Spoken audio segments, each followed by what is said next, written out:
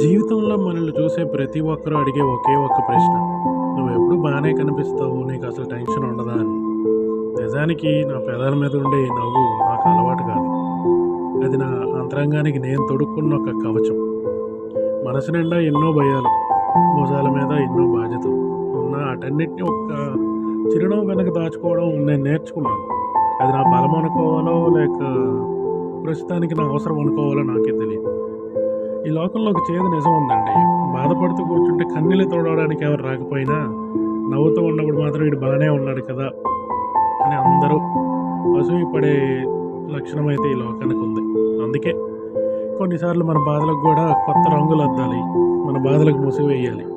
అందుకే ఈ నవ్వును అలంకరించుకోవడమైనా అలవాటు చేసుకోండి. తప్పులేదు. వెనక ఎన్నో గాయాలున్నాయి.